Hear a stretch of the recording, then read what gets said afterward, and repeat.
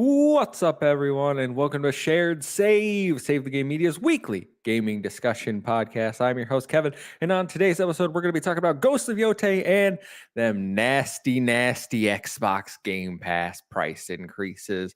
Before we get to that, got to introduce my co-host joining me, Sam Heaney. How are you, my friend? I mean, I'm good, man. I'm energized in all the ways, the good ways and the bad ways today. Got lots of good things to say, got lots of bad things to say. I said to you before we went live, I'm probably not going to be very nice today. Not to you, I'll be nice to you, of course, but He's like bullying me. just generally, I don't think I'm going to be very. I'll be PG as much as I can, but like my thoughts and my opinions are going to be pretty spicy. So, buckle up, everyone. Which I think is fair. When we get into the topic, it'll certainly be time to address that. I see your blood boiling already over there. To be fair, I'm just bubbling up red. yeah. I've been holding it in all day, Kev, in It's anticipation. crazy. Yeah. Well, I'm ready to I'm, burst. I'm excited to talk to you about it. I've been contemplating what I'm gonna say, and I think I have some good things to talk about. But Okay. we got some housekeeping and some stuff to get through before we get to our topics of discussion. So this is Shared Say. We are live every Thursday right here on YouTube.com/Save the Game Media. If you can't catch us live, was every Sunday on your favorite audio platform of choice. While you're over there, please drop us that 5-star review. It does help us in those algorithms.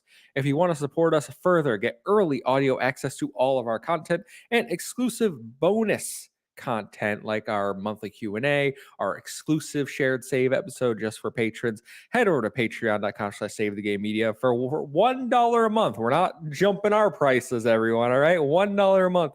You can get all of that. So I want to thank our current patrons: Sam Hall, Todd Oxtra, Alpaca Tom, Rick Davis, Silken It, Dave Harp, David Hotwright, Lillian, Marcus O'Neill, Brendan Myers, aka The Winter Gamer, Nikolai at Night, Fabulous Brianna's mom, Brandon, and Black Wyver. Thank you all for your support. We appreciate each and every one of you. As housekeeping out of the way, I see some people hanging out in the chat with us. Black Wyver, Rick Davis, Silken It, everybody chilling. Nice to see you all. But why don't we jump into what we've been playing for the week, Sam? A fair amount, as always. I like to dabble around. So I played more of Borderlands 4. Still loving it. I am tapping out for the time being. I got to 50. I did some farming. Got all the trophies except for one. It's conveniently the trophy or the achievement that Kyle glitched on his first day of playing, which is weirdly the most grindy trophy that he got. So I'm pretty annoyed at that. You have to unlock all the different vehicle types, and there is one vehicle type that is unlocked once you get each character to level 50. So you have to grind. You can go straight from level 30, but you have to grind from 30 to 50 with each of the 4 characters, which is going to take a while. If anybody has any exploits, hit me up. He wants it known in the chat. I didn't glitch it. It glitched itself. Okay, yeah, I'm not pointing the finger at you. I'm going to point the finger a lot today, but I'm not pointing at you, Carl. That's right. I'm sorry. I'm just angry. I'm an angry man. Yeah, this is Randy Pitchford's fault. That's right. With all his cards and obfuscation and magic. Yes, still loving it. But other than that, I've sort of dabbled in a number of other things. So in the Steam autumn sale, I picked up some stuff. I picked up Singularity, Raven Software. I mean, if you know, you know. It's a highly underrated first-person shooter. I adore it, and it makes me sad that Raven is just a permanent Call of Duty support studio now. Listen, on the plus side, you can totally play Singularity on Game Pass, right? Like this is one of the games that's been. Yeah, I mean, they brought all those back already, didn't they? Yeah. Because we haven't been waiting for years. Yeah, they're just there. I'm starting already. Oh wait, yeah, but I do highly recommend people. I mean, I agree, Rick Davis. I see bad pacing. I can agree with that, and obviously it has aged not that great, but I still think, in terms of like narrative and what it does with, without going too much into spoilers, like time travel, time manipulation, some really interesting mechanic stuff as there as well. And it's only it was only a couple of pounds, so I picked that up. Haven't played through it all, but I got to the point where you get the time manipulation device, And that's where the game really opens up and gets interesting. So a couple of hours there. Critical Reflex have also been carrying me. I mean, I've said it for a couple of weeks now. With You know what's not to interrupt you, but you know what's funny is I think after you told me last week we got a PR email from them. Hey, if they have anything, I will take it. I was like, oh, I think this is the company Sam was just telling me about. I forget what Yeah. game it was for though. I'll have to go back Okay. and look. Yeah, I mean they do, for people that don't know, this like mouth washing, Arctic eggs, buckshot roulette. They did Threshold, which I talked about a week or two ago, and I played 2 more games from them over this week. Haven't finished either of them, but I've played a few hours of each. So first is No, I'm Not a Human. This is a pretty big like social media thing that's going on, at least in the circles that I'm in. A lot of people on Twitch are playing it as well. It's very similar to like Papers, Please, where you are in a house during an apocalypse essentially, and you have to decide whether the people outside your front door you let in or not. And once they're inside, you have to check them and make sure that they aren't something other than human, and you have to sort of have conversations and figure stuff out and deal with them if you need to. So it's pretty cool. Nice artistic style as well, which I appreciate. Haven't finished it though, so I can't give comprehensive thoughts. And then the other one from Critical Reflex is a game called Eclipsium, which only recently came out. I think that was the one we got an email about. Yeah, so it's a first person horror game. I can't really describe it much more beyond that, because you're sort of walking through like nightmarish landscapes, and you've got like a hole in your hand that you can hold up, and when you hold it up to your eye, that changes the environment that you see. So there's like a dual plane thing going on. Like the Medium. Yeah, except good. Wow. Sorry, the anger is boiling up What again. did Bloober do to you? It's okay. They've stopped making bad games now, though. Don't know. I mean, seemingly, yes. Yeah, it does seem that way. So yeah, again, nice art style, as most of these Critical Reflex games do. But again, I can't say too much because I've only played maybe an hour and a half of it. And yes, you are correct. Talking that they don't just do horror, but it is sort of primarily horror at the moment, which I don't mind because it is getting me into horror. They're doing Tanuki Pond Summer. Mm-hmm. Is that out yet, or? I have no idea. I've seen it floating around, but I'm not sure if it's... interested in that one. I remember because that's the one where you play as a little Tanuki on a bike, like delivering packages. I believe so. Yes. Coming soon. Okay. So next year, probably, I would assume. It was supposed to be this year. Yeah, but aren't most things meant to be this year and now they're next year? I don't know if you heard a thing called GTA. Looks like you can like build shrines in this game too. He plays a cute little Tanuki though. Little Tanuki shrines. Yeah, it's pretty cool.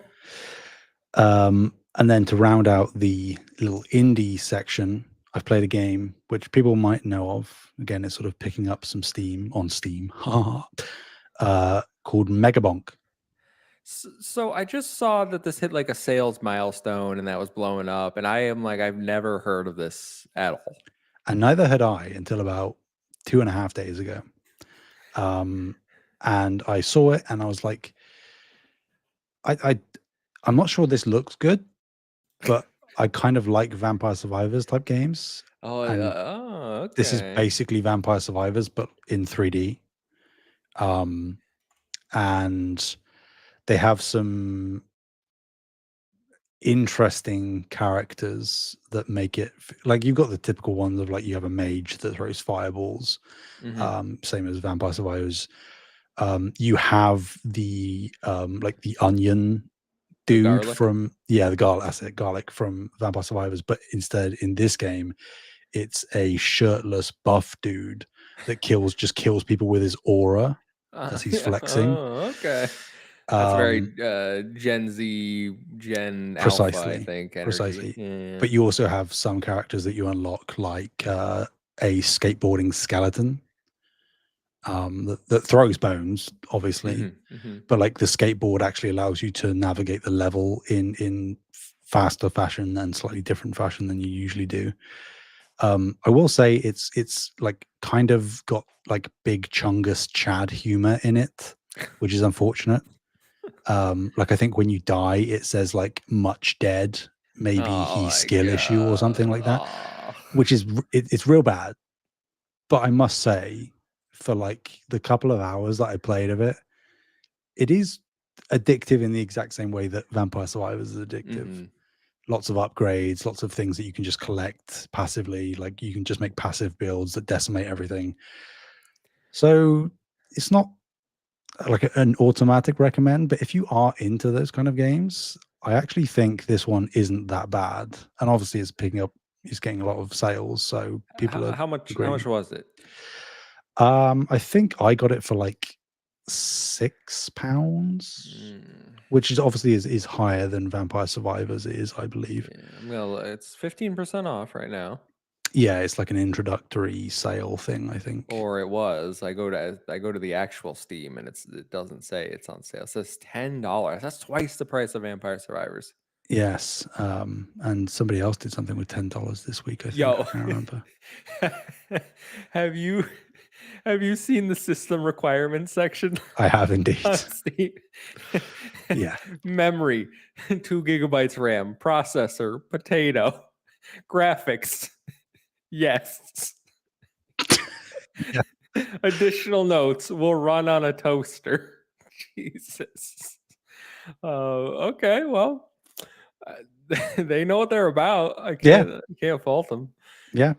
Um, yeah, and that's it. I mean, I could talk about the other thing I've been playing, but I might as well. I think I'll reserve that maybe so that you can say what you've been playing.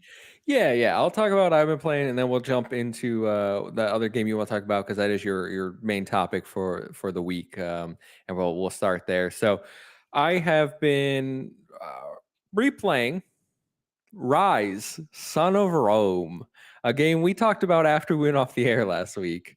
Because I was like, oh, it's just like $2 on Steam right now, right? Um, and then you were like, oh, don't do it, Kevin. It's not very good. And then I saw that you owned it on Steam, and I was like, oh, Yeah. it's how could he be Hypocrite. telling me? Yeah, how could he be telling me not to do this? And I already know the game's good. One of the Mm, standout launch titles of the Xbox One generation. Um, so I've been playing that, and I have to say, oh no. story wise, still hooking me. Still, it's like I'm back Jesus. in 2013 in my college dorm room playing Rise on my Xbox One. I'm like, oh man, I am in. You know what it is? I really like Spartacus and those like Roman Mm, gladiator. Like I just like that time period, that aesthetic. So like this sure. whole game just is like, oh man, this is my vibe. Like I love what's going on here. Combat, I think 12 years removed, I recognize, wow, this is very repetitive. It's a lot of, oh, he turned blue, hit the X button, he turned yellow, hit the. You see a lot of the same executions. I get it. But I don't mind it, man. I'm having a Okay. good time. I'm having a good time. Okay. Um, I combat wise, story wise, I'm like, yeah, I'm enjoying this. It's not very long. Obviously, they have a multiplayer and stuff, but like, I'm probably gonna roll credits either tonight or tomorrow. Again, it's like 4 5 hours long, I want to say.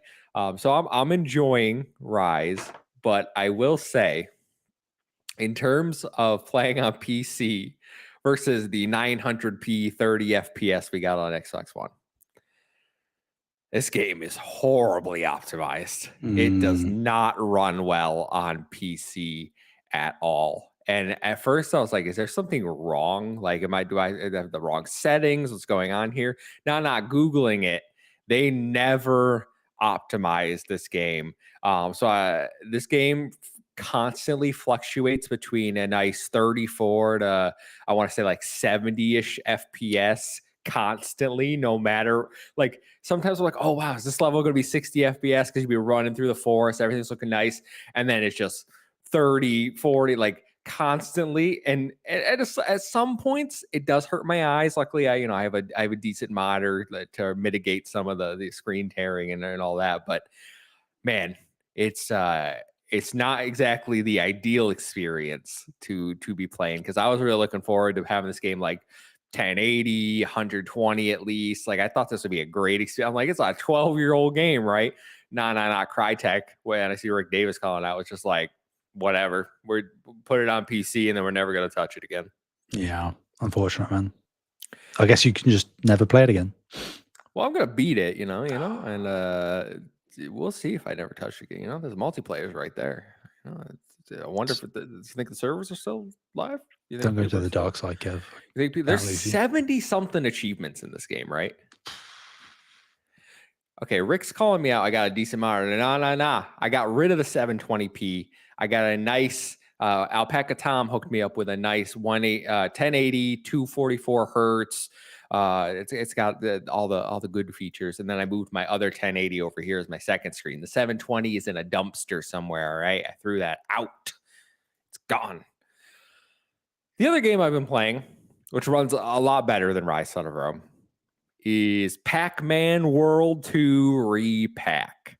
So I played the first one, Pac-Man World Repack, back when it came out a few years ago. I don't even remember when it came out, but I really liked it. I had a really good time with it. I thought it was a fun, charming platformer. It didn't overstay its welcome. This one is I don't think is as good as the first one. I feel like the movement's a little more stiff, and maybe again, I don't have the context of the original one, but at least in this remake, the movement feels more stiff. The camera is a little wonky, slow. I don't think the level design is nearly as good. Like you go through a lot of areas where it's kind of just like hop over these little straight platforms and then like get to the end, and I'm like, where's the creativity? Where's the pits? Where's like falling object? Where's all that kind of stuff? There are some good levels in here that stand out, and usually those are the ones that involve the least amount of platforming, that are very, I want to say, like Crash Bandicoot running at the screen inspired, skating on ice. Like those kind of special levels are really fun. Unfortunately, they have a whole underwater world, which is an abomination. As soon as I saw that, I go, this is gonna suck. You want to know how I know that? Because every underwater level in the history of 3D platformers has sucked ass. And you want to know what? It sucked ass. Lovely. I beat the game. The last area had some difficulty spikes for sure. More not so. I want to say like I don't want to say it was like hard, but poorly designed almost. Sure. Like you have to jump at a certain point, but there's like bats in your way, and it's, I don't know. It was frustrating, but I beat it. I'm not gonna go and get there's a lot of collectibles. There's a lot of outfits to collect for Pac-Man. But I think the main point I want to leave you with is in Pac-Man World 1, he had a family. You rescued all his children and Miss Pac-Man. And in Pac-Man World 2, he lives alone with a dog. So I think Miss Pac-Man divorced his ass and took the kids. And that's really, really where I want to leave you with Pac-Man World 2. Pac-Man sleeps around. Poor guy. Poor guy. Also, they introduced some weird lore where like one of the ghosts is in love with Pac-Man, and I was like, I don't know if we need this. I don't know if I'm looking for this in my Pac-Man. Drifting far too close to fan fiction for my liking. It was a wild experience, but yeah, I enjoyed it. I'm glad I got it relatively cheap. So good times all around. I saw that they were putting out a survey asking people's thoughts on Pac-Man World 3 repack as well. So maybe you'll get that. Give it to me. Give it to me. I'm here for it. All right. Give me it. This game ran great for 240 FPS. That's right. Of all the things, you're actually right. If I had to choose between playing Rise Son of Rome and playing Pac-Man World 2 repack, especially at 240 FUSPs, I think I would pick Pac-Man. Rick Davis says Miss Pac-Man was getting her fruit from another Namco mascot. I said clearly not enough Waka Waka in the household. You know what I'm saying? She was getting her Crash Bandicooted. Oh god, oh god. I will tell you, I'm not going to spoil the ending, all right? Because clearly everyone wants to. But Sam, I will spoil it for you offline because you Okay. clearly don't care. But No. there's just something I gotta get off my chest about the end of this game. Oh God. And with that, I will turn it back over to you for Ghost of Yotei. Yes, I've been busy playing this evening. I'm going to adorn my mask. Um, I've become the ghost. So this means that any horrific things I do or say for the rest of this episode, it's not me. It's this persona. Okay, it's the mask speaking, not me. How, I'm going to take that off though. how does it feel to be so nerdy? Pretty good, man. Pretty good. Okay, all right. Yeah. Do you have a sash? Is that part of your shirt or is that like a sash? No, I mean that's the sash that came with the collector's Okay, edition. I was like, was that there a minute ago? I don't remember seeing that. That has been here the whole time. Yes. Wow. Okay. Although, of course, then as Rick Davis did suggest, like this was the point of me wearing it. This is Phil Spencer's name. This is Matt Booty's name, and this is Sarah Bond's name. And down here you can't see, but there's Aaron Greenberg down here, and then we've got a few others. We just list Are them you out. implying you're going to do something to I'm these implying individuals? nothing, Kevin. Wow. Okay. I'm just saying that I'm wearing their names. Okay. Yeah, but I've played maybe 4 hours of Ghost of Yotei this fine day. And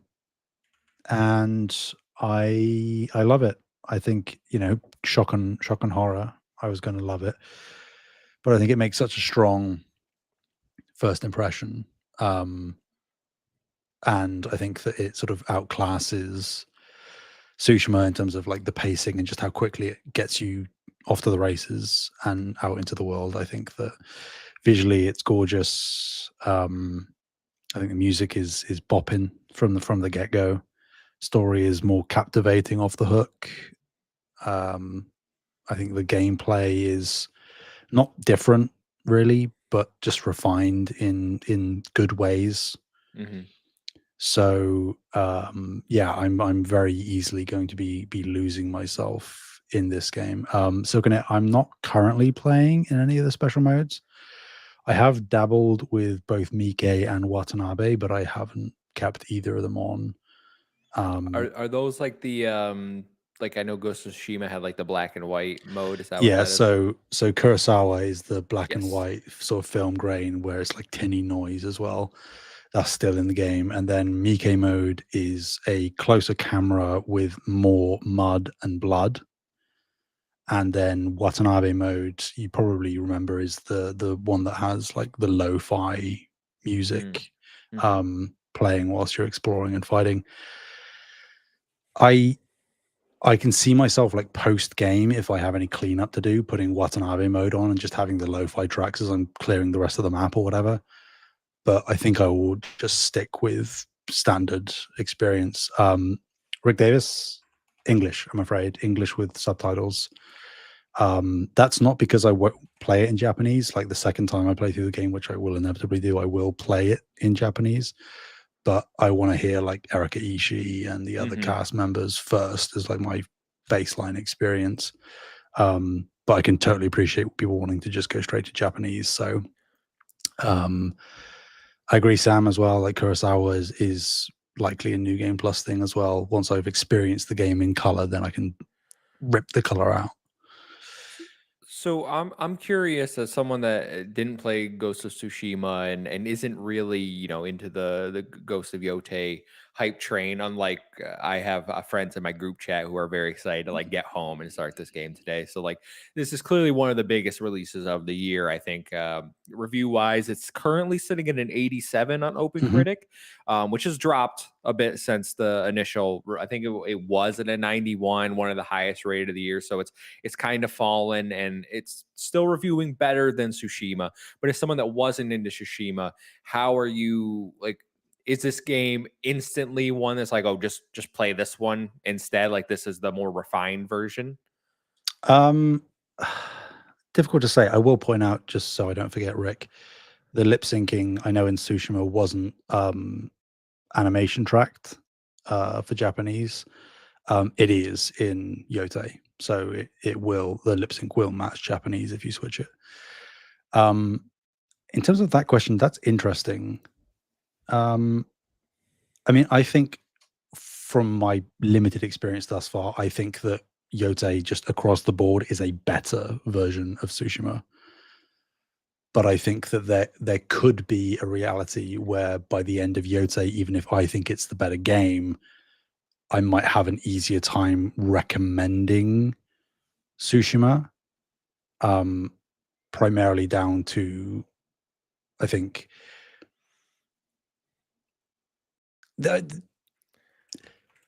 Yotei doesn't have you go into the game expecting you to know all that much in terms of like mechanics or gameplay or whatever layout. But I think that, as with, this is a sequel, but not a direct follow on, there is probably something beneficial to playing Tsushima. There is a simplicity to it that I think that Yotei builds on, whereas Yotei isn't like super complicated, but I think that it sort of, again, it sends you off to the races much faster, whereas Tsushima has a more steady incline. And I don't think that that's necessarily required for every gamer, so that might be dependent on what you're like. But I would hope to say, and I think I could say, that I would just say Yotei is the better game. Okay. But as a entry experience, I might end up saying that Tsushima is a bit of an easier ride.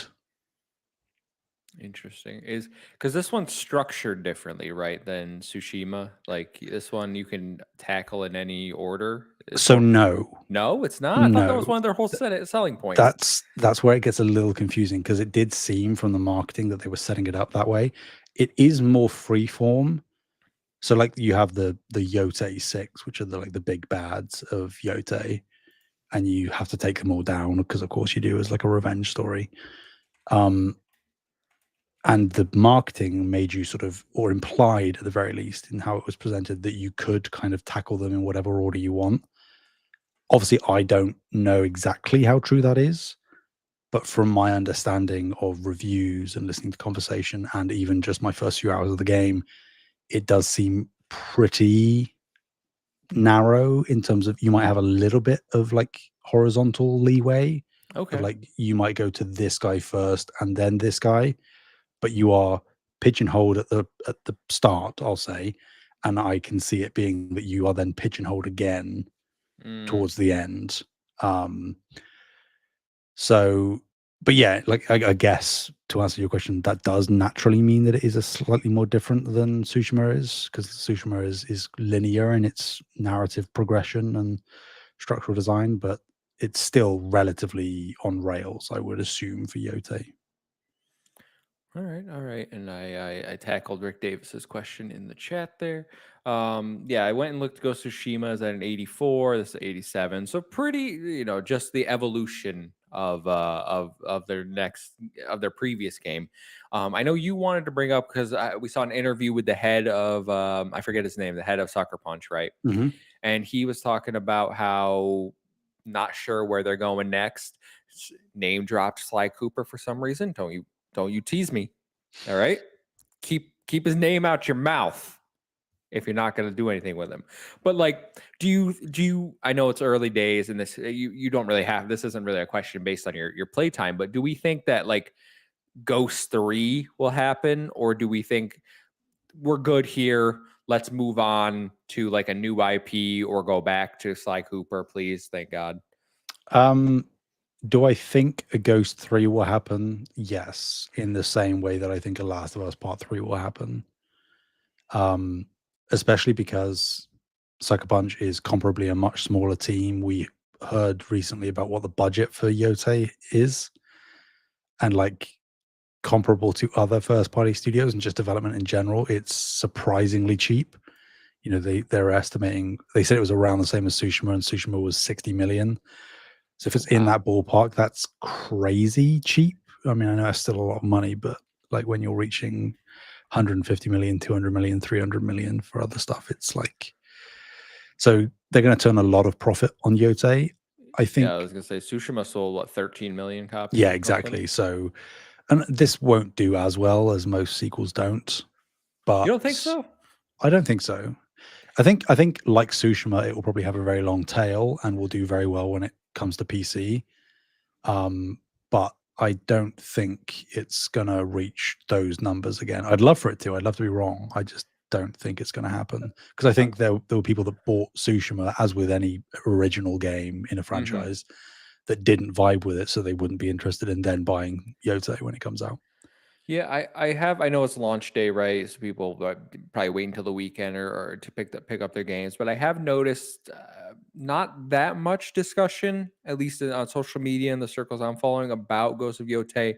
I haven't really heard in the podcast circles a lot of hype. Like anytime it's brought up, it has been, well, yeah, I'm looking forward to it, but like it's not like, oh my gosh, the most anticipated game of the year. It's like I know what I'm getting, a quality game from Sucker Punch that's following up on Ghost of Tsushima.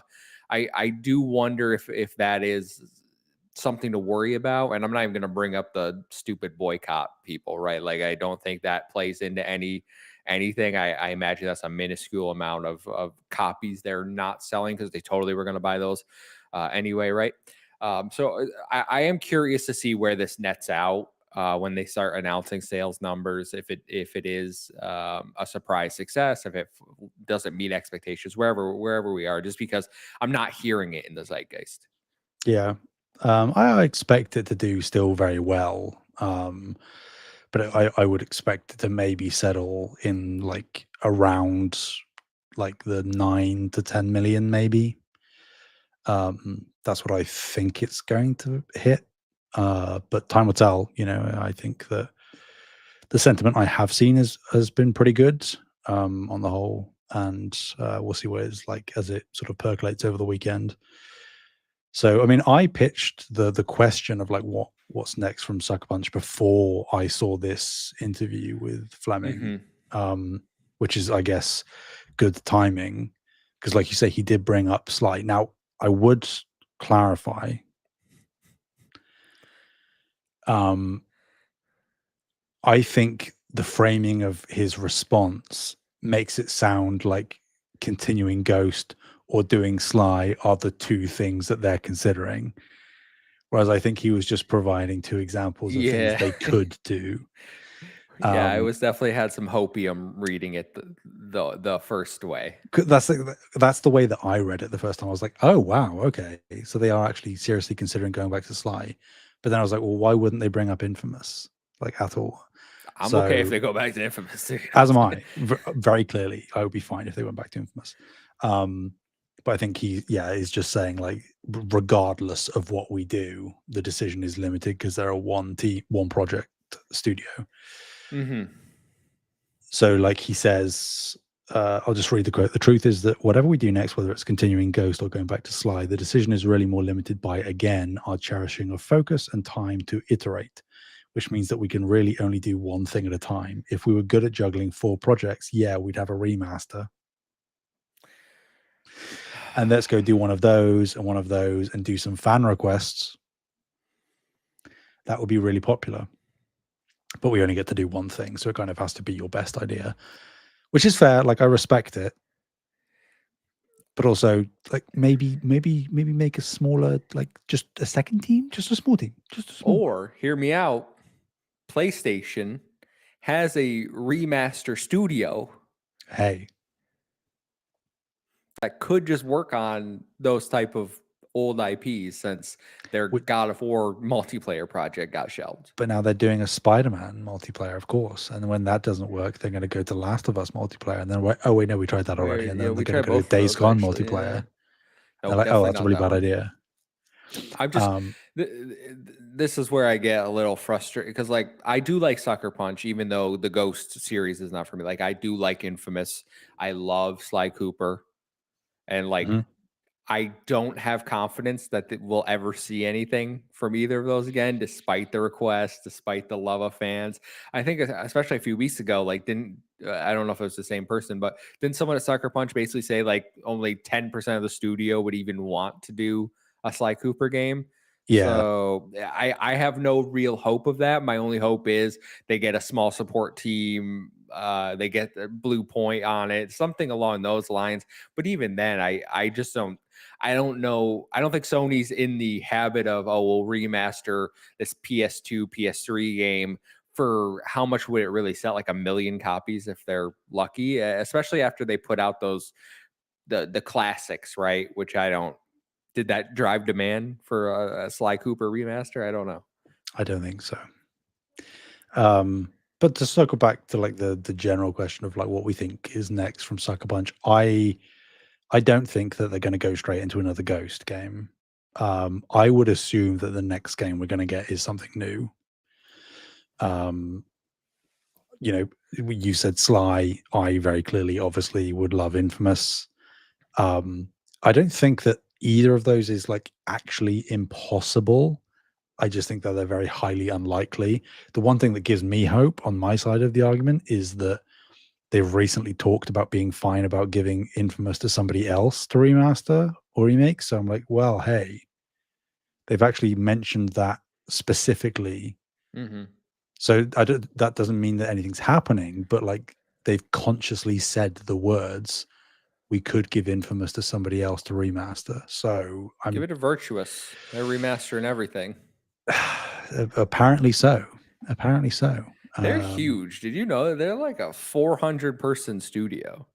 Yeah, they're gigantic. I'd be surprised. I mean, I was about.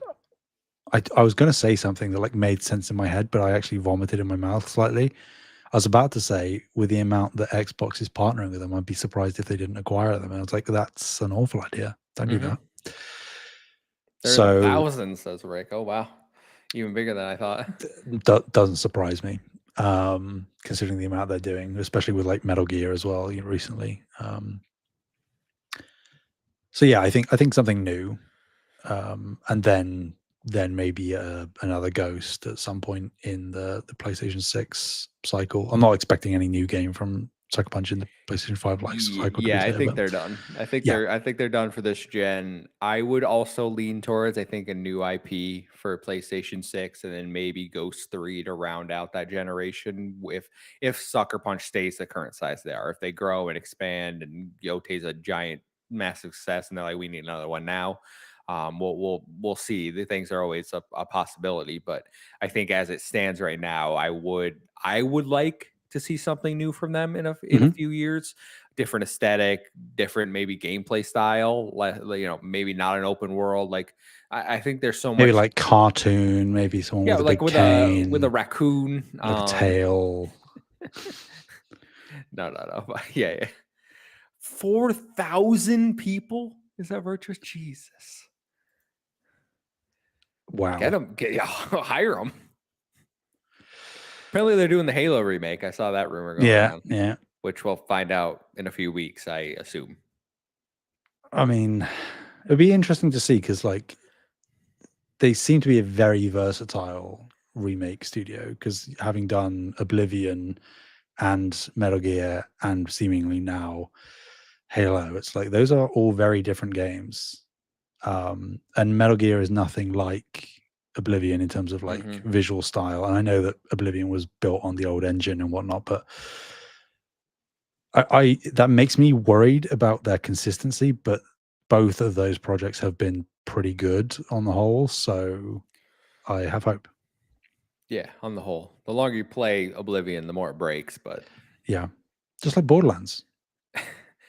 They heard they fixed it. Maybe. No? Okay. Do you have anything else to say about Ghost of Yotei before we move on? No, I will inevitably share more deeper thoughts as I get further into it over the coming weeks. Absolutely. Looking forward to hearing more of your thoughts, and I hope everyone out there is playing it is really enjoying it. Well, it's finally time. The main event everyone came for. And just a heads up, we have our weekly topic submission thread on Patreon that patrons can write into. We got 3 write-ins. Thank you all for writing in. And I'm going to use all 3 of them this episode. Okay? They all kind of fit into this topic. They all kind of flow together. Okay? So I am going to address everyone. Thank you all for writing in. I just want to get this comment out of the way from Silking It. who wrote in, says, not a question, but a comment. Right now, I'm downloading Yotei and Mario Galaxy 1+2, playing Borderlands 4, and unsubscribing from Game Pass. I won't say Xbox is dead because it will go well for them as a publisher, but now it's exactly how I see them.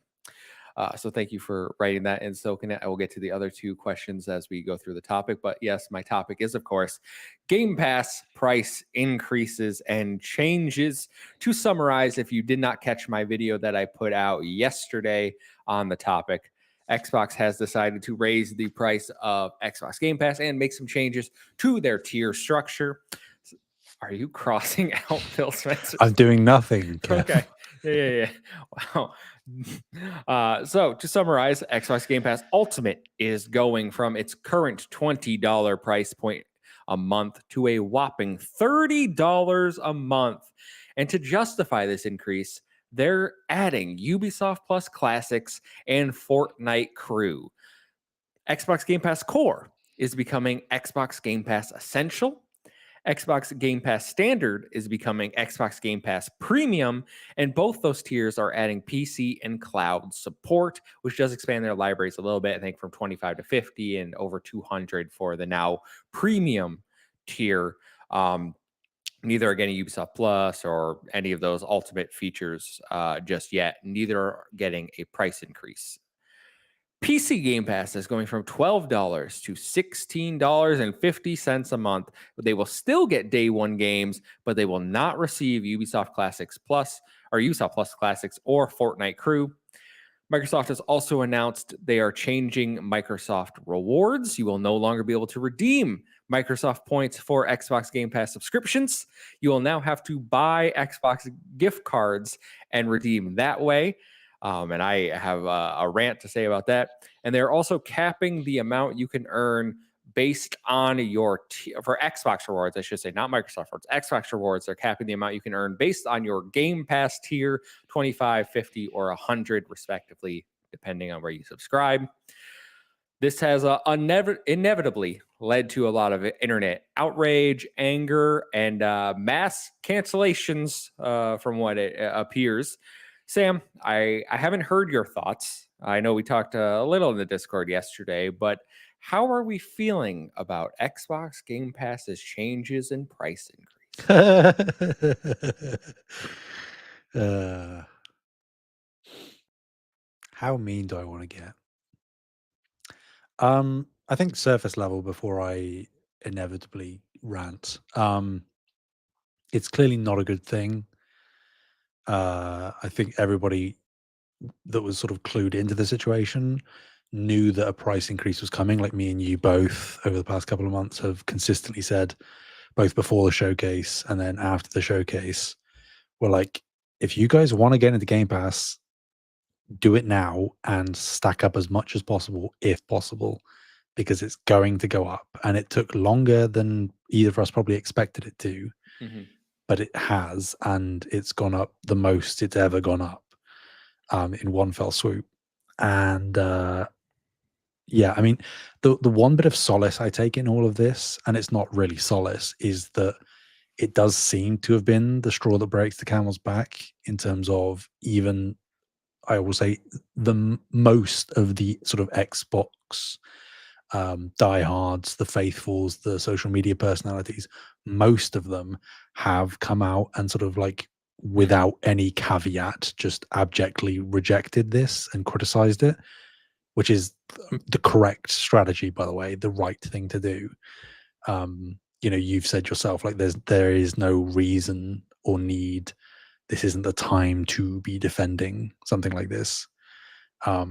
Because if we defend it here, it's just going to happen again. And then, you know, egg on your face, because the next time it happens, you're going to have to defend it again, because you can't flip flop on your decision, on your position. So that's the one good thing. But I think outside of that specific context, it's like, I don't want to be hyperbolic, but I think it's actually probably the worst thing that's ever happened to the Xbox ecosystem. I know what you're saying by that statement, because I'm sitting here listening and I'm ruminating because I've been thinking about this since it was announced. Obviously, there were rumors that I was sharing beforehand that was like, oh, PC Game Pass is going away. That's not happening. So to be fair, there's some good here. All right. Core and or premium and essential getting PC and cloud access, I think that's fantastic. I think PC Game Pass is getting shafted hard, not only with the price increase, but also you're not getting anything additional. You don't have cloud access. You're not getting Ubisoft Plus class. You're they really are hurting the PC player base, which is what they were trying to grow according to them a few years ago. I sit here today and I look at the way Xbox has gone from such a positive start to this generation. I think everyone came into the series generation feeling like they have a great console, great features. They're promising a lot of fantastic games, right? Like we've had great showcases most years from Xbox. And they have delivered on a lot of games, I think. They've under-delivered on a lot of games, I also think. But the primary driver for Xbox this entire generation, and I would argue the end of last generation, where there was almost nothing to play on the console, right, has been Game Pass. You constantly hear Game Pass is the best deal in gaming. Oh my God, I get every first party title for the cost of my subscription. And that has always been the selling point of everyone in the Xbox ecosystem. I have You don't hear people talk about Xbox the way they talk about PlayStation and Nintendo. They're not over there. Oh my God, we have Mario Odyssey, we have Breath of the Wild, we have the last like Xbox.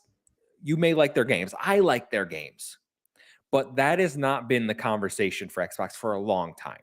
The conversation is, well, you can't beat Game Pass for the value that is there, and they have systematically destroyed the value of Game Pass, in my opinion. Over the course of the last 18 months, it has gone from $15 to $18 to $20 to $30, a $10 increase. And you're sitting here and justifying it by adding Ubisoft Plus Classics, a service no one wants, and Fortnite Crew, which I think might be the most baffling addition to this whole thing, because Fortnite is a free to play game, that will take people away from your freaking subscription service. They will not be engaging with your service. And this is clearly a play for you to get them subscribed and then not have them engage, but you're still getting their money because it has some perk. It doesn't really make sense when you can get that cheaper on its own. But okay, Xbox, fine, fair play if that's what you're trying to justify. I think it's absolutely ridiculous to make these changes mandatory for the people that were perfectly happy at the $20 and then say, well, you don't have any option. It's $30 now, or go down to premium, no day one games. Day one games are the entire draw of the Xbox Game Pass ecosystem to me. It always has been. I've said for years on on Project X Talk, I sat here for years and said the future of Xbox Game Pass is first party titles and indie games. And that has seemingly proved to be true, I would think. We don't see big third-party AAA games launching into the service. It is the smaller things. Expedition 33 launching in there. It's an excellent, smaller AA indie discovery tool. That is now going away. And you're promising us, oh, we're going to give you more games next year. $30 in this economy where I go to the grocery store and my 175 that I was going to spend for this load of groceries is now getting me half of what it got just 2 years ago. It's absolutely unacceptable. Yeah, and it's coming, like Rick Davis has said, a week after they raised the price of the console the second time this year in the course of 4 months. And it comes a couple of days after Sarah Bond gave an interview where she was proclaiming that Game Pass was profitable.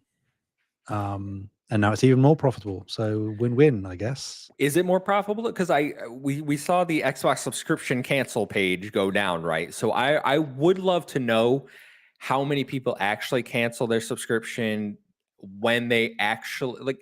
And I see Silken bringing this up. Xbox did this in October, a month that they have Keeper, Ninja Gaiden 4, and The Outer Worlds 2 dropping as their three big titles this month, where we've had Silk Song last month, which you could buy for cheaper now than the cost of this subscription.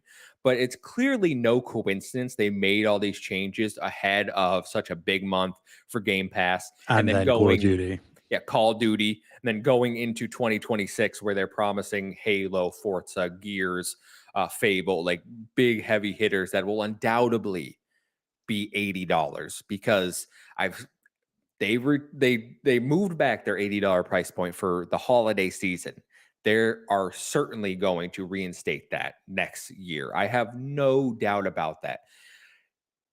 It just feels to me, and Sam, you can chime in, Xbox has given up on not only the console with increasing the price multiple times to $800, $700, right?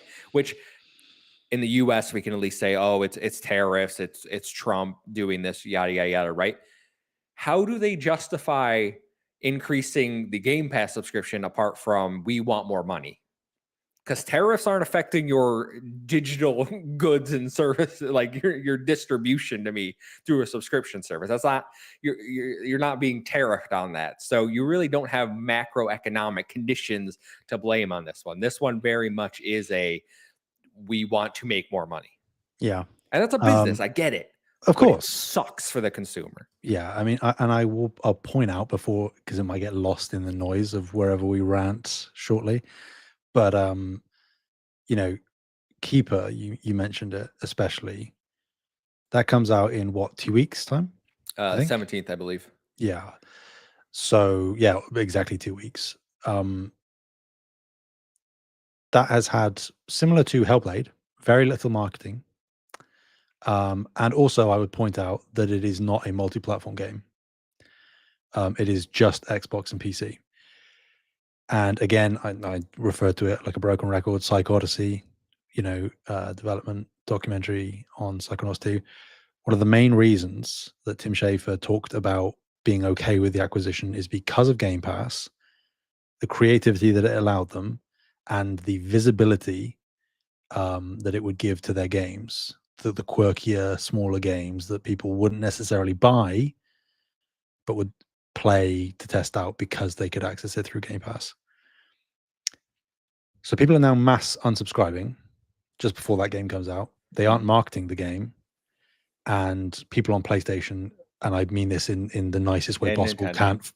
and Nintendo can't foot the bill, and make up sales that would be lost either through people not playing on Game Pass anymore because of the price hikes, or people playing through Game Pass naturally. So I feel very, very sad for Double Fine, and I really hope that it doesn't blow back on them in some way, that they aren't punished for likely really poor engagement, unfortunately. I hope that there's some way of cushioning them from it. But I'm not expecting it. I'm hoping it. We'll see, though. I don't want to doom too much in that regard because I'll wait to see what happens. But I am very concerned. I don't know, Kev. I mean, can I just touch on of that? course. Because I think what that shows, what this whole situation shows to me is Xbox is in a bind where they introduced Game Pass, they introduced day one titles or first party titles coming day one to the service, and they can't take that away without completely crippling the service. But now that they've acquired Activision Blizzard, now that they've acquired Bethesda, and I think maybe Bethesda, you could argue they could have just maintained themselves alone, but Activision Blizzard has really set them over the edge where it is now unfeasible for them. And I don't care what we made $5 billion as a profitable, so I don't care what you're saying. There is no objective reason, if Xbox as a division was so healthy, They can if Game Pass was so healthy, there's no reason they would be putting all their games on other platforms. There's no reason they would be jacking up their subscription prices, because to me, I see this $30 price increase a month. And now I'm saying they want you to buy your games. They don't care if you're subscribed. They've clearly thrown the towel in on not only the console, but now the subscription service. And they recognize, because of the PlayStation and Nintendo experiment, we can make more money selling our games. So let's do that. Let's push our consumers, which we've trained for years to use Game Pass. Let's push them back to buying their games. That is how I read the situation. And it sucks that Keeper is going to be the first title up to test that theory when everyone's mad, but that's the way it is. Yeah. So I feel like a rant is about to burst out of me. So I will answer your question about Xbox sort of giving up. I think that that's kind of undeniable at this point. I don't think that they have a competitive advantage in any metric. They have the most expensive hardware. They don't have a pro version, so they can't beat PlayStation on power. Accessibility of the platform, because storefronts are removing their shelf space. They don't have exclusives. Subscription cost is higher than any other subscription service. The benefits in that subscription service are technically beaten out because things like PlayStation Plus has a larger library. Public optics and perception is obviously in the toilet for Xbox in comparison to the other Day ecosystems. one was what they had, and they've thrown it away. Precisely. And I think, I'm not getting on a soapbox, but I know I've said for years that Game Pass is unsustainable. And like, it's clear that that is just the case now. I don't think that people can deny that anymore. I went back just out of interest to listen to our conversation. I went back to the episode where I came on to X Talk with you and Sam. I think it was just before the business update. And I was sort of saying, I was dooming a little bit at that point and making lots of jokes because we didn't know where it would lead. That was the whole. We were all like, "Oh my god, is my Xbox worthless?" You know? The sky is falling, all of this stuff. Yeah. And I guess now we are kind of at sky is falling. But I said something of the ilk of like, I wouldn't necessarily recommend continuing to invest in Xbox at this point. And I said certainly not buying games there. And I get the whole profitable versus sustainable argument. But if these sort of changes and hikes and removal of benefits or addition of benefits and moving around, if that always comes with the explanation from Phil or one of the talking heads at Xbox, if they keep saying their excuse is that we have to run a sustainable business, that spells out that it is at the current point unsustainable. And that unsustainability, I think, unfortunately, and I don't want to doom, but I said I was going to be a bit mean.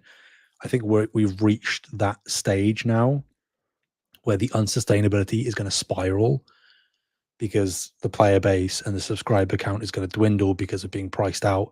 So that they then have to milk the people that do stick around even more, which is what they're already doing, but they're going to have to do it more, I think. And the thing that really, really gets me, and you pointed out, I'm glad you did, is Fortnite Crew. Because it's so transparent how desperate they are to try and get people to subscribe to this thing, that they are like, what's big? What's a big game that is unavoidable when we make an announcement about it? Fortnite, awesome. But like you said, makes precisely 0 sense being in Game Pass, because the people that pay $11 or whatever it is a month to get Fortnite Crew are likely primarily, if not solely, playing Fortnite each month and games of that ilk to grind the battle passes and do all of that. So where is the value for a person looking at Game Pass at $30 going, why would I give Xbox an additional $20 a month to access hundreds of games and other features that I just don't care about and won't ever use?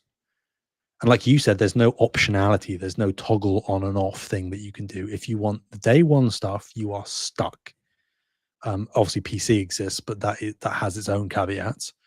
So that then leads into the question, who exactly is this for now? the added value that they've put in with this price hike. It's fine on a subjective level for some people, I'm sure. And I think for some diehard fans who are really super, super invested in the ecosystem still, it can be great. Mm-hmm.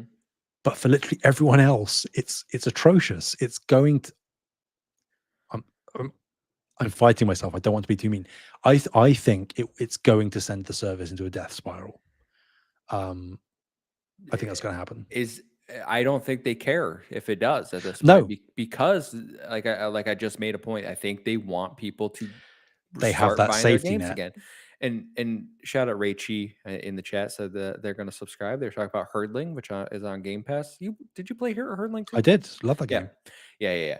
yeah. So I'm sitting here and listening to all these points, and you brought up how who is this for? I don't know at this Yeah, point because it used to be for the core Xbox audience because it was affordable enough for the core Xbox audience. $30 price tag is not affordable for most consumers these days, I think. And even if it is, you're paying $30. Games, unlike movies, TVs, those subscriptions where you pay, I don't know what Netflix is, 20 something for Netflix, I pay 11 for Peacock, right? Like I can justify $11 a month for Peacock and only say I watch a few hours of soccer every week, maybe a movie here or that. Like you can consume so much more of that than you can a video game where you pay $30 for a day. Like when Fable comes out, right? Uh, should I subscribe for $30 and then play Fable, which might take you a month, depending on how large of an RPG it is? and At also that, just how much time you have. yeah, how much time you have, right? Like, I don't think the games economy works for subscription service. And I want to bring in Marcus O'Neill now. It says, I'm sure you'll be discussing the recent Xbox Game Pass price hikes. My question related to this, I'm curious where you see a subscription service fitting into the gaming industry moving forward. Like, where do we go from here? In 5 years, will we see something similar to what we have now, only more expensive? Or do you think platforms drop them altogether? Or is it something in Mm, between? That is, I think, a fantastic question from yeah. Marcus because at least for Xbox, I don't know where they go from here for Xbox Game Pass because if their console's not long for this world, which they'll have another one, then after that is up in the air. If they're going in on PC, if they're whatever their future looks like, they're going to have to wrestle with a lot of tough decisions about Game Pass. Do they remove online being a requirement for games? Do they then make the service cheaper? Like they're going to have to answer these questions for this service in a couple of years if their rumored Steam and open platform box exists. So for me, I'm sitting here, I'm like, I think this is for people that don't finish games and just want to use it as a demo device and have a lot of spare income because I can't see consumers that want to finish games paying $30 a month and then saying, okay, I have to rush through this in 1 month, especially depending on their life, what's going on, or I'm gonna have to resubscribe. And at that point, you might as well have just bought the game if it's taking you more than 2 months to finish a game. So this very much is not for a person that's looking to finish games. Yeah. I mean, like, and just generally, like, you're pricing out average consumers, at least for like a recurring subscription. They might bounce in and out more, but that's not what they want. They don't want you doing that. That's even worse than just having a recurring subscription.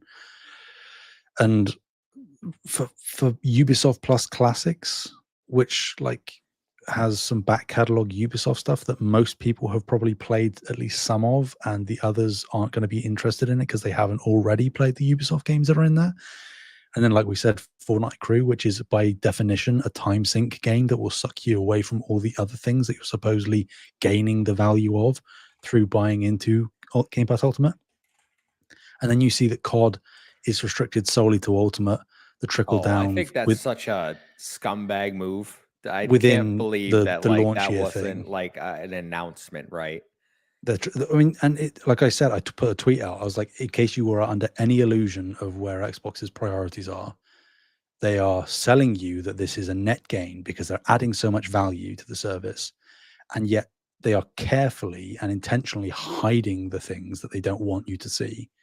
So, like COD being restricted to Ultimate, in my opinion, and not trickling down to Premium with at least within launch year, which was their promise. All Xbox published games within launch year, little asterisks, apart from Call of Duty, which is the biggest game that we have. In my opinion, that completely negates the narrative that Call of Duty on Game Pass has been successful as an experiment. I think I don't think it has. I think it shows that they just lost too much revenue, which was always going to happen. Like they would have factored that in, but I think too many people took advantage of that fact, either existing subscribers or new ones. And like you said, they sort of cornered themselves. They can't pull it off the service because they'll get tons of backlash, and it will also set a precedent that they can take games off and not have day one.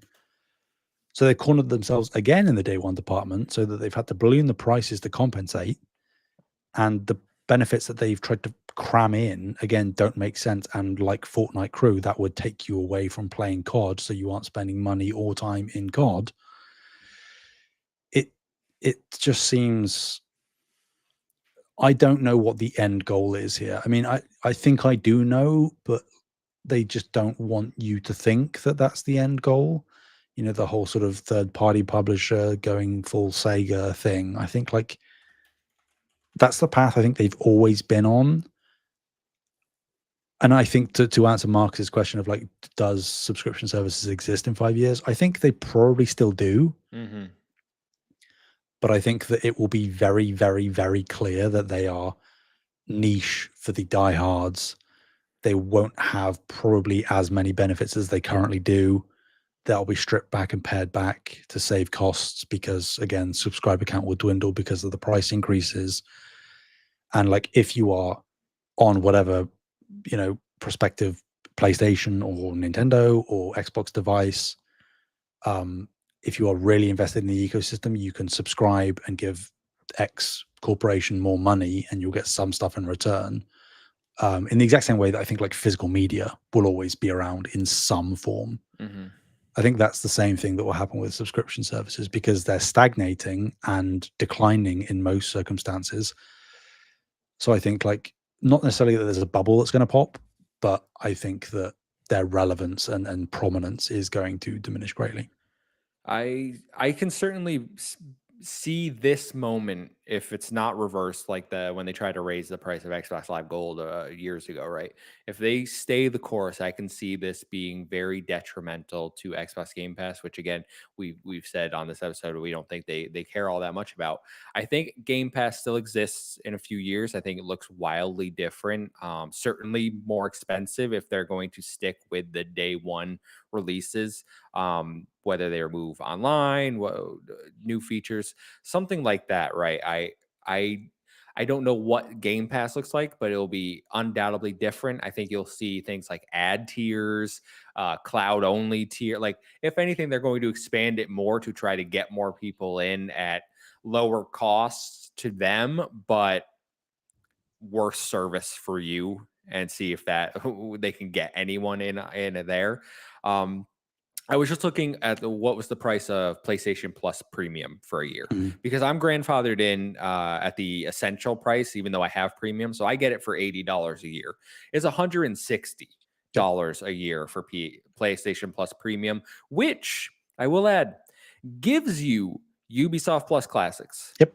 Which lets you cloud stream, which their cloud streaming, I gotta say, like, you can cloud stream like any game on PS5. These like I see Xbox making a big deal. Stream your own games. I'm like, I can literally do that on PS5 with any game right now. Not to I'm not a PlayStation fanboy. Sure. Thing gets turned on every one month. But I see PlayStation Plus existing. I don't think they will ever add a tier where it's day one games. I don't think that makes sense for game economy. Nintendo, I think, is also, I want to say it's like $80 a year if you have the plus expansion pack add-on as well, and they give you catalogs and catalogs of games, right? It's a different model, but like Nintendo and PlayStation over there, having subscriptions not be their main driver. They're an add-on, they're an addition, they're a supplement to their main focus, which has always been their hardware and their games. Xbox this generation has made it the point that Game Pass is their main focus. And now it seems like they have to readjust, refocus, and figure out how do we keep people engaged? How do we keep people in this ecosystem if not for Game Pass? Yeah.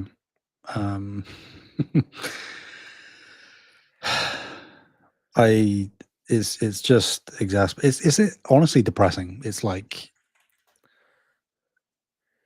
okay, are you ready, Kev? Yeah, I've been ready. Yeah. Okay. So let's run down the gamut, shall we? Xbox. Their marketing is awful. Their communication is inconsistent and messy at best. Changes Their every 6 long-term months. goals, yeah, exactly. Their long-term goals are vague at best, non-existent at worst. Subjective, this one, but their consistency in terms of game quality overall has always been the worst of the big three companies. Their commitment to strategy spins on a dime. They make their fans, or some of their fans, I should say, I'm not trying to be overly mean, they make some of their fans that defend them inadvertently look like idiots in the long term when those social media personalities or just fans, they toe the company line and they spout these idealistic, great pro-consumer slogans, and then are now forced to backtrack or change their opinions. The leadership at Xbox, they talk too much, but simultaneously they only ever want to be present and engage with the community when it benefits them or when there's good news. I'd point out that all three of them, Sarah Bond, Phil Spencer, and Matt Booty, were all at TGS in some form. TGS, he was obviously only Matt Booty was only at the showcase, not actually in person, but they all showed up. And now, since this, they've all slithered away back into their cesspits, and they hope it will blow over. I assume they're not going to comment on anything. They haven't yet, anyway, and I highly doubt that they will. I did see a comment from their head of gaming I Yeah, forget the yeah, Donald yes, something. yeah, and it was very PR, like, oh, We're adding value, guys. Don't worry. You could try to add value to the server. I'm like, that's not it. You said that in your blog post. Yeah. Additionally, of course, it goes without saying that Microsoft has such a vice-like grip on Xbox's balls at this point because of, by the way, decisions that Phil Spencer and his team have made with acquisitions and strategies like Game Pass and Day One. The leadership there is made to also look like unreliable, indecisive idiots, or even worse, if we want to be really blunt, abject liars and gaslighters, because they have made promises over the past couple of years to both fans and their own developers, only to rescind on those promises within days, weeks, months, maybe a year if you're lucky. Phil Spencer is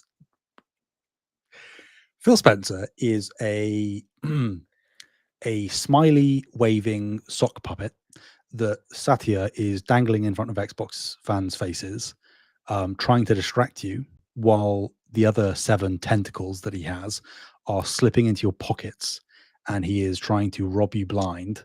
At the same time, he's trying to backdoor AIBS into your games. He's also monetizing the hell out of your games with DLCs, battle passes, FOMO paid early access for single player games, by the way.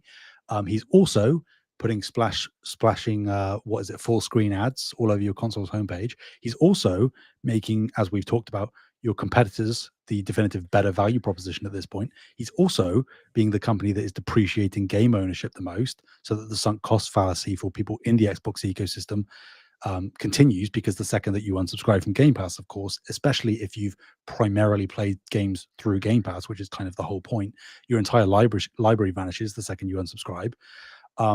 They've had several studio closures. They've had thousands of layoffs occurring each year.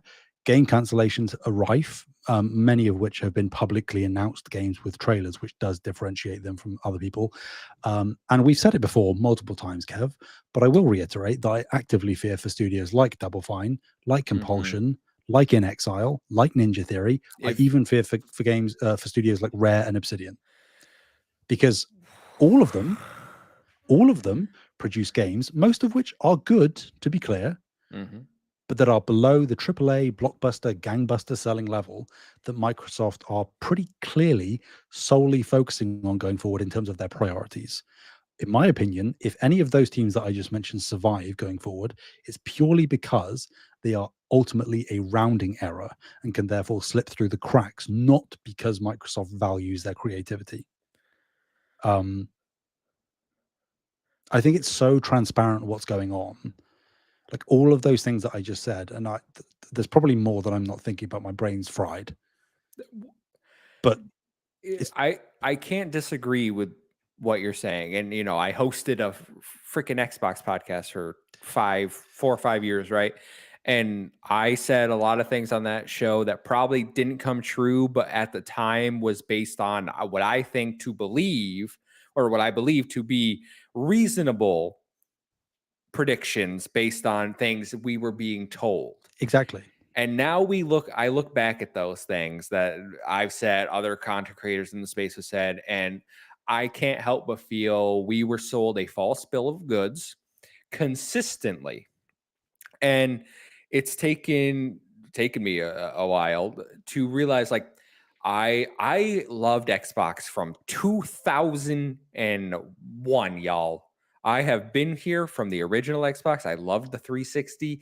I had the Xbox One. I wouldn't even touch a PlayStation 4. Okay, I have defended this ecosystem. I have defended decisions they've made. I've been critical of decisions they've made when the time calls for it. I've speculated on things that I thought were going to happen because of things they've said. And I've had my hopes and dreams of things. Oh man, I really hope they do this. Crashed time and time again. All right. I don't see how anyone looks at the current state of Xbox and thinks, wow, this is a company I really want to support. And that sucks because I love so many of the Xbox studios. I love so many of the Xbox games, but Xbox as a brand is a shit show right now. Mm. For lack of a better term, there is nothing coherent going on, and it hasn't been for a while. There's nothing. Their strategy, as you said, just 4 games, whole slate. Where they can't keep a marketing strategy for 6 months. I don't understand the people that have undying faith in this brand, because to me the writing is clearly on the wall, and that's why I got rid of my Xbox. I'm playing on PC now. I think the writing, I think they've been kind of foreshadowing for a while now. They don't want to be in the console space. They just want to sell games and make money. And if that's the future, fine. But stop dragging us along for it. Stop telling us all this bull crap and then retracting on it 3 months later. Because I'm sitting here and I'm like, if they close Ninja Theory, I will genuinely have a mental breakdown. If they close Double Fine, I'm a freak out. If they close Obsidian, which isn't even studio, like, I like Obsidian games, so it's not studio I'm like, oh my god, I love them. Stupidest this, they've carried your entire generation on their back. And the fact that I can't say that they're safe because we have to recoup 69 billion for an acquisition that has thrown your entire company off kilter, that has shaped the entire course from 2022 onward into this negative downward spiral. If they could go back, would they buy Activision Blizzard? I don't know. Maybe Microsoft would because they're making money on Call of Duty. But in terms of a consumer, I sat here and I was like, critical. I was like, I have to, not my most favorite acquisition ever, right? Like, I was much more excited about Bethesda. I like Bethesda games more, but I understood, like, oh, they want to make money. The fact that they sat there, this is about getting exclusives for places where Game Pass exists, right? And then that changed not even a year later. They're like, we don't care about exclusives anymore. I just don't see how the Activision Blizzard acquisition can be looked on as anything but an abject failure, an abject mistake, and something that should have never happened because it has not benefited consumers in any way. I dare someone in the comments, in live chat, in the comments down below to tell me one benefit that has come out of the ABK acquisition. And if you tell me Call of Duty on Game Pass, that is why we have $30 Game Pass now. If you sit there and try to tell me, oh my God, we get Tony, no additional games have been brought to the Xbox ecosystem as a result of this acquisition. No additional benefits except price increases have come your way as a result of this acquisition. This was always something that fanboys cheered because they thought they were going to get exclusives and they could hold it over the competition. And I also think like yes, but I also think that there were like level-headed people who were being optimistic about the situation at the time, where like I remember all the talking points of saying, yes, they're going to get Activision and they're going to resurrect loads of old IP. They're gonna free Raven and all of these teams from Call of Duty slavery. They're gonna let them do whatever they want. They're gonna give them their independence back. That's gonna be great. And then there's also the talking point of like, oh well, they're gonna have all the influx of money from Call of Duty, so they're gonna be able to fund so much more stuff, so much more Game Pass day ones. And to be fair, that they have got a fair number of day ones now, and they've committed to 75 plus a year, which is fine. Ragey, you were right. They got rid of Toys for Bob, and like they obviously have cut teams like Tango, which again would have done interesting things for them, no doubt. And the talking point as well was that we're going to get a massive drop on Game Pass of all of the ABK games. Yeah, where are they? All you've gotten is maybe a couple of the old Call of Duties, I think, and your Game Pass has doubled in price. We got Crash Bandicoot and Spyro. Oh well, yeah, they're worth a trade, I think. Which were already on PlayStation Plus. If you they were, yeah. But we don't talk about that. We don't talk about that. Yeah, so like I get it. Like I was being pessimistic at the time, but I could understand why there was reasons for optimism because logically those kind of things could feasibly happen. It just so happened that the acquisition was on a massive scale that it turned the wrong heads at Microsoft, and it made Xbox too big, too important of a division that had to recoup too much money. And it, like you say, it sort of completely upended and altered their entire business strategy. And yeah, the argument was Xbox, they need to have a steady stream of good games. And like, yeah, I guess sort of now you're kind of seemingly getting that, or more so than you ever have. But what is that at the expense of? Apparently, literally everything else. Yeah, the console exclusivity, Game Pass, consumer friendly pricing, like. And to be clear, like if there are people out there that think that is a worthy trade for them, more power to you. But I think that in the long run, it's a net negative for consumers, and the price hikes are tantamount to that. So, and to be clear, I know that we sort of bashed Xbox, and I know I went on a bit of a rant. Us saying this and flinging this at Xbox, like, just to be crystal clear, PlayStation and Nintendo aren't infallible. They make a lot of mistakes as well. They are both also very money hungry. But like we sort of suggested, Xbox is kind of taking the remaining Xbox players and fans for like one of the biggest rides I've ever seen. And they're dragging it out as long as they can. They're sort of imploding in slow motion. And rather than just sort of hitting the play button or the fast forward button to just sort of get it done, they're like, how long can we drag this out and how much money can we squeeze out of these people before the explosion goes nuclear? Yeah, I see Jimmy Mack hanging out. Says the benefit for buying ABK was always for Xbox, although they got flamed by the FTC for Starfield exclusivity, which is funny because the exclusivity ultimately doesn't matter because they're gonna port Starfield, they're gonna port all the other games. So like the whole arguments for the FTC kind of went out the window immediately after the fact. I do want to touch on.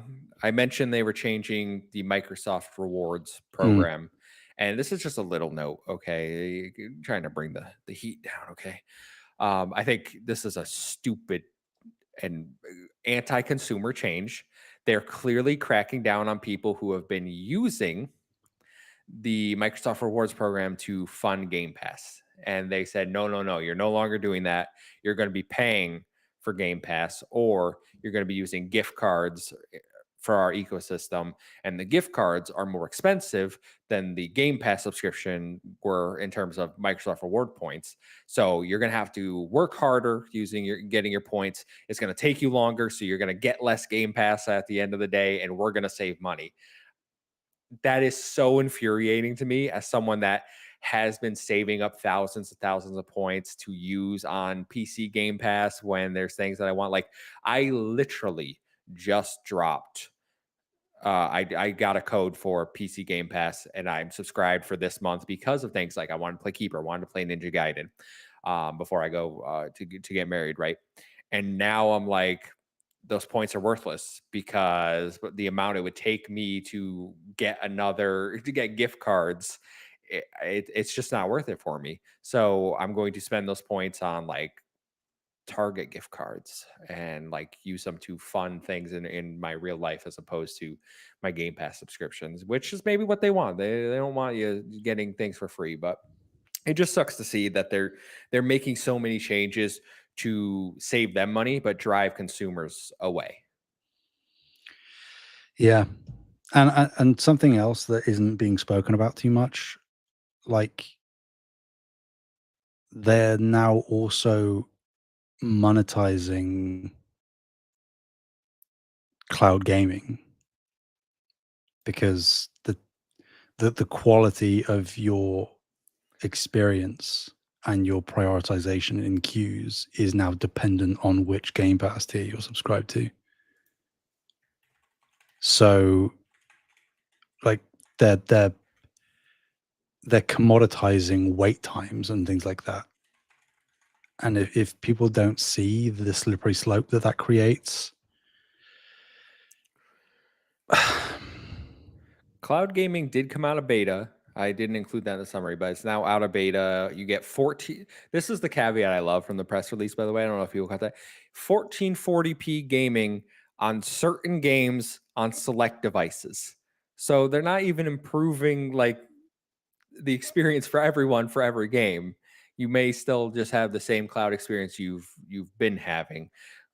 I get it. They're expanding it to more tiers. I think that's a positive of these mm, changes. Don't get me wrong, but cloud gaming is not where it needs to be some sort of vital thing to add to subscription services and act like this is something that most consumers are going to get use out of, because most consumers are not using cloud gaming.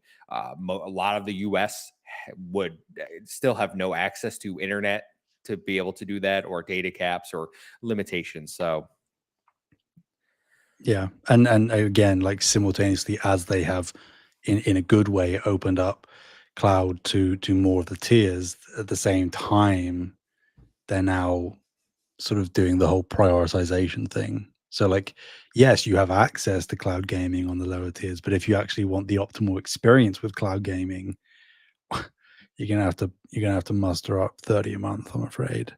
Which you can argue adds value to Ultimate, but also like if you're pushing really hard on cloud gaming being like the next step of your plan, like a fundamental cornerstone of your business going forward, maybe it's not the best idea to gatekeep the best experience of that to the highest tier of your subscription service.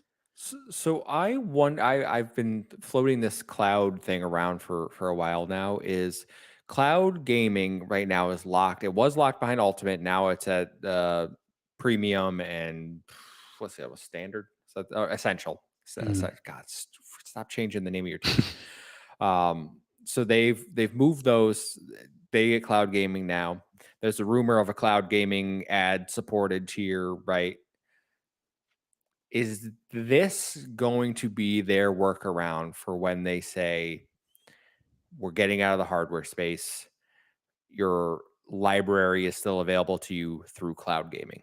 I know I've mentioned this before, but it does feel like their universal library that we heard referenced months ago is not the dream of all your games playable natively on PC console like some were hoping. It does feel, and I get this with every announcement that they're like, oh, we're adding more to stream your own games. It does feel more and more like they're thinking cloud will be the way that we justify, hey, we're not going to make hardware anymore. We're not going to support your native games, but you'll still have access to them. Don't worry. So when you go to your PC, when you go somewhere else, you'll still be able to play them if you subscribe to Game Pass, which I think is a shitty move if they don't remove that little asterisk there. If you subscribe to Game Pass, you can still stream the games you own. Yeah, but I can't say I have much faith in any corporation, to be fair, to do that, but especially Xbox currently. I don't think that is a little caveat that they'd be willing to allow. I mean, just all of this, like the console price hikes, this Game Pass price hike, they're such aggressive moves at a time when, let's be clear, they actually don't need to do this. Certainly not with Game Pass. Like you can make sort of macroeconomic arguments for the hardware, but software isn't subject to tariffs or anything. So like you said at the top of this, like they're doing this Game Pass thing just to make more money.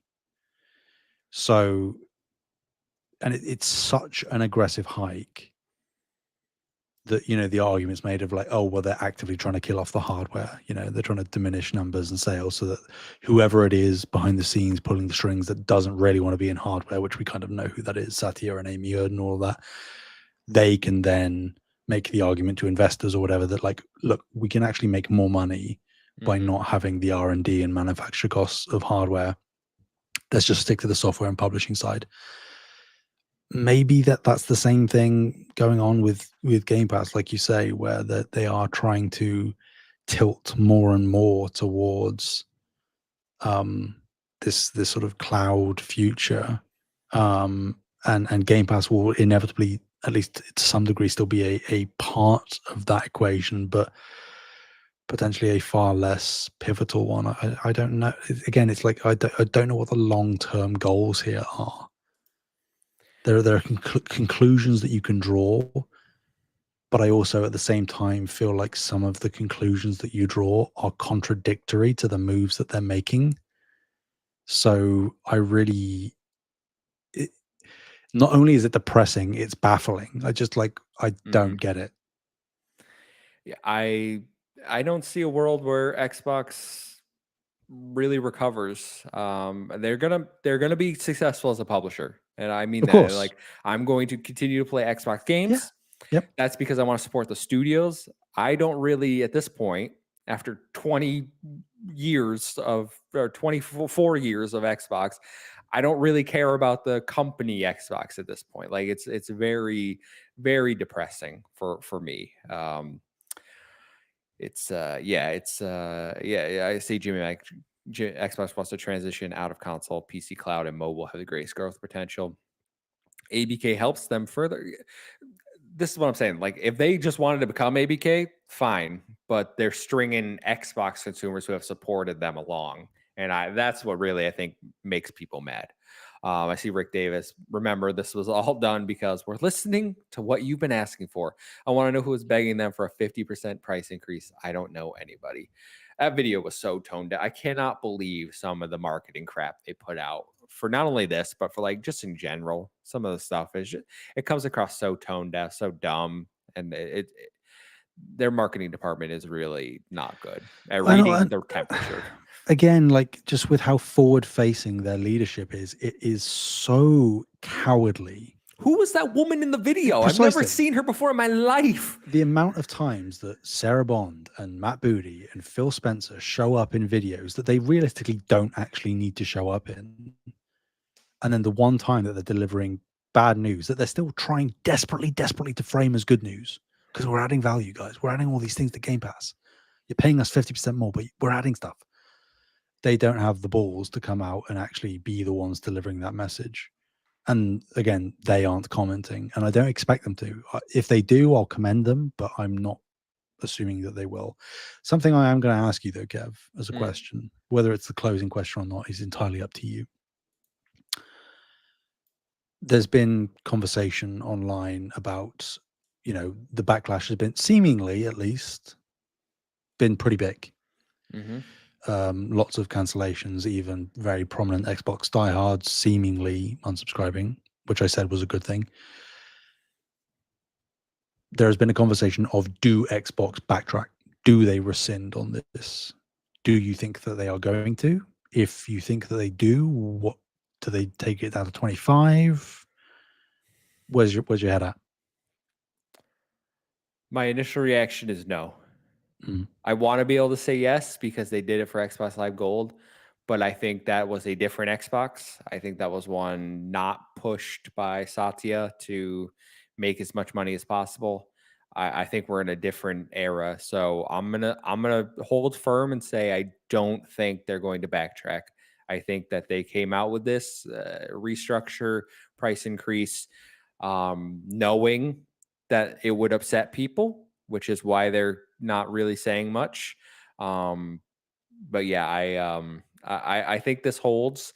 I know I like I said, I didn't spend money, but I have PC Game Pass to the end of the month. I've already turned off the recurring billing because I'm not going to subscribe. Whether I resubscribe again in the future for PC Game Pass, I will never subscribe to Ultimate again. But for PC Game Pass, it remains to be seen. I have a hard time saying I will. It'd have to be like Banjo Kazooie, maybe, right? Like, or a big like, and that's just so weird because like I'm looking forward to Fable, but do I just buy it and then it's mine because I would rather have it on Steam almost as opposed to Xbox because I'm very much as you were a few years ago, right? I don't know how anyone can feel confident buying anything in the Xbox ecosystem going forward. And I know they're pushing Play Anywhere, and that might be something people, oh, well, it's a Play Anywhere, so I'll have it on PC. And that is a mind frame I had towards the last few months while I had my Xbox, right? But even then, if you're going to buy a game and you have a PC, I would just get it on Steam. I think that's my go-to right now. I think I have like $15 in Xbox gift cards I got to use at some point. So maybe that's a Game Pass PC that I'll have at some point in the future when they release games. But yeah, I'm very much at the point of I want to support their studios. I don't want to support their company. I don't want to support Game Pass because it's just it's not the consumer friendly initiative anymore, and they're continually making the worst decisions. Yeah, and you can it's only going to be a matter of time before they take day one away from PC Game Pass as well. At that point, then they're dead to me. It's Genuinely, I will that was it was rumored to happen today, right? Or yesterday, right? Like that article I initially posted. So where there's smoke, there's fire, which means like they were right about most of the other changes that occurred, right, in that article. So I imagine that has to be a talking point that has been thrown around that PC Game Pass will go away at some point. Yeah, I mean, it at some point it won't make sense because they aren't going to see the growth that they're looking for in PC Game Pass. They might gain a little bit, but it's not going to be exponential. It's not going to continue. And then at that point, you are charging PC Game Pass far less for the same privileges that you said that you had to raise the price by $10 for on console. So either the price of PC Game Pass goes up to essentially be the equivalent of $30 a month, it's maybe slightly lower, a couple of dollars less, or they strip day one and give you the same benefit as premium where they come in within the launch year. I think that's going to happen. I would agree, though. I don't think that they're going to backtrack.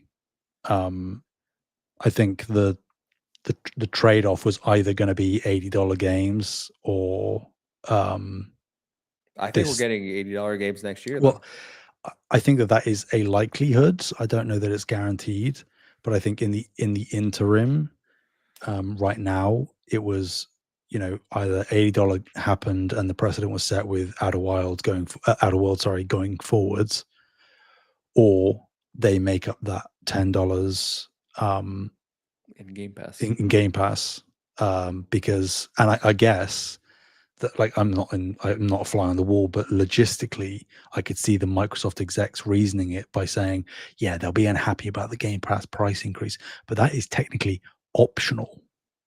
Like, buying a game, you can get it and it will stay the same price that it was. The Game Pass has gone up, so you're still technically getting it cheaper than buying it full price for like a couple of months, and then after that you're exceeding the 70. But you know what I mean? Like, I think that there is a mental arithmetic there where they say, like, is it better to just set the Game Pass price higher and have it be an optional sub-service that people don't have to subscribe to access our games? There are other avenues than setting the base price of the game and losing sales because of that. I think that that's probably the lesser of two evils in their opinion. I'm not saying that that's better for us. You know how this all could have been avoided? If PlayStation would just let Game Pass on PS5, right? Yeah. They wouldn't. They'd have more players signing up. Yeah. This is really PlayStation's fault when you think about it. It is. Jim Ryan. He's still That's doing right. it. Jim Ryan's still mine. Black Wyver, I didn't get to fit your question in actually, so I will save that for our exclusive episode. Thank you for the question. It does relate to gaming subscriptions, but the flow of the conversation, I don't think I don't want to just throw it in at the end here. So we will address that. Thank you for your question. I appreciate all the patrons writing in. I think I'm firmly tapped out on yelling about Game Pass. Well, I've just gotten started. No. It's almost 1 a.m. It's past 1 a.m., I think. It's almost 2 a.m. Wow, almost 2 a.m. Yeah, let us know in the comments down below. Are you keeping Game Pass? Are you unsubscribing from Game Pass? How you feel about the Game Pass price increase, if it's still a value for you. But yeah, I think that will do it for today's episode. Thank you, everyone, for hanging out with us. Sam, before you go, can you let everyone know where they can find you? Anywhere and everywhere at Sam Heaney, Heaney. And you can find him starring in Ghost of Yotei.